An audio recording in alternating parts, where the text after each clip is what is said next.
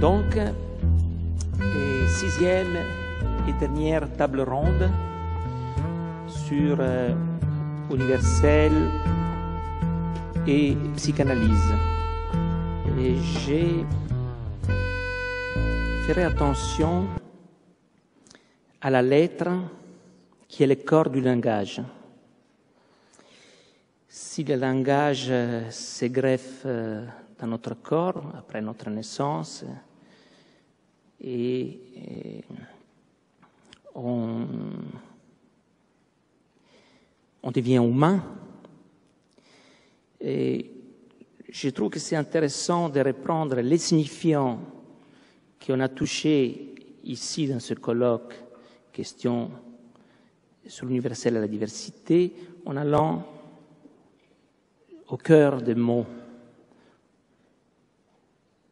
Je crois que parfois on fait des confusions dues aussi à l'histoire,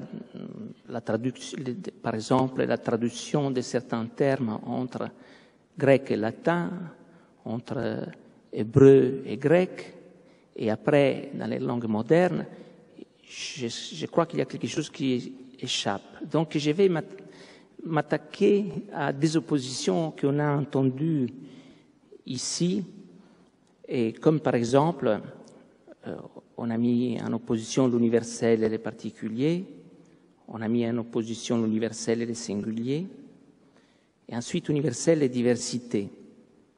Mais aussi, j'ai entendu d'autres oppositions, comme diversité et identité.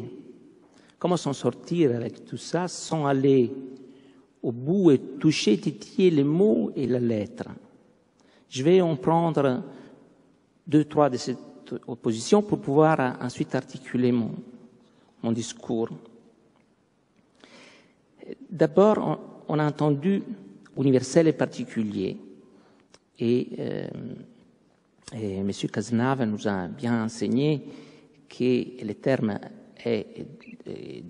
vient du Moyen-Âge, d'origine chrétienne, et le terme universel, ça renvoie universum, qui signifie tout entier, point. Et les termes particuliers, ça se référerait à des objets, et il vient souvent opposé avec l'universel. Mais l'universel, il a une autre opposition, qui est le singulier. Qu'est-ce qu'on peut en faire avec ces deux oppositions? Et je remarque que les particuliers, dans sa racine par, renvoie d'abord à une partie qui est référée à un tout, et donc renvoie à quelque chose qui a à faire avec la quantité, pas la qualité, même si une quantité de quelque chose, à un certain moment, peut devenir qualité.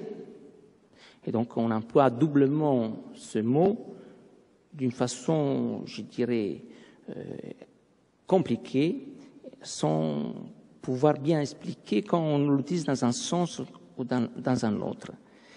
Les mots singuliers, ils se réfèrent plutôt à la qualité, et c'est la propriété de l'un qui est pertinent, c'est quelque chose, le singulier, quelque chose qui se réfère à quelque chose d'isolé, et donc quelque chose qui s'est détaché, qui s'est aparté, qui s'est séparé des autres éléments.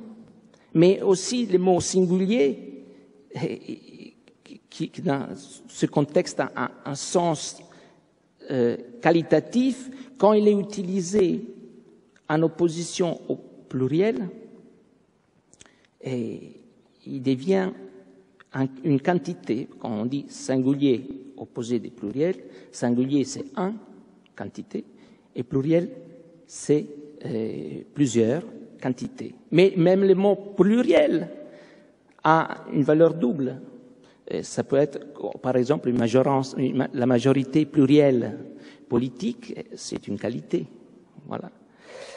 Et Donc il faut sortir de là, sinon on n'arrivera pas à saisir l'opposition qui nous intéresse ici, qui est universelle et diversité. D'abord, je reprendrai encore les mots particuliers parce qu'ils me dérangent. Je trouve que la vraie incompréhension, elle est là. Mais les particuliers, il n'a pas de sens. Au moins, il a une origine et donc un sens dans son opposition avec la totalité. Une partie se détache du tout et devient autonome. Mais ce détachement de cette partie, il a une force, une valeur seulement dans son valeur numérique, je dirais logique. Voilà. Et on est dans les logos.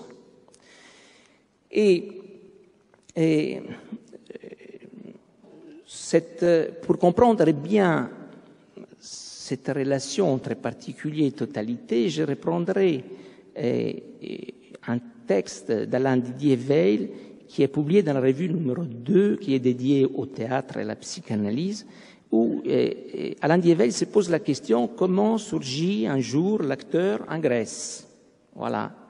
Et l'acteur surgit un jour, s'isolant, singularité, s'arrachant par un acte de séparation, s'arrachant du tout, et le tout c'est le cœur, et c'est un univers religieux, c'est une totalité, et il se met à part, il devient acteur, il devient singularité, et laisse le cœur dans une totalité blessée, parce qu'il devient totalité moins un, et on est là, donc encore dans le domaine de la logique et du nombre.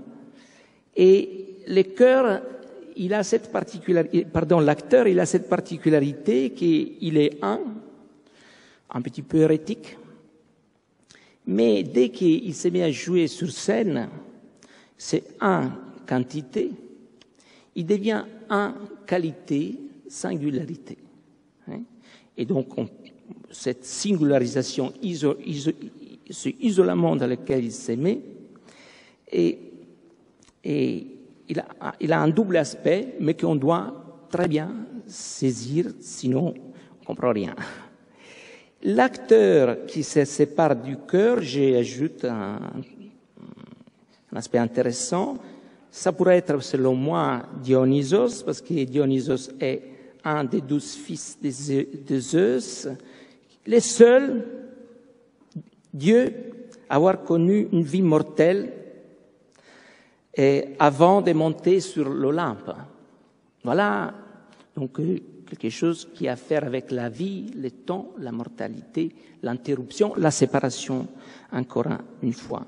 Donc c'est intéressant d'opposer l'acteur qui est d'abord particulier, mais il devient tout de suite singulier, à la totalité qui est un absolu et qui, dès qu'il est coupé d'un moins un, il devient un absolu relatif ou un absolu qui nous intéresse. Voilà. Quand on reste dans la totalité et dans les particuliers, on est dans les mesurables, relatifs, dans les quantitatifs, je dirais dans les logos du côté scientifique.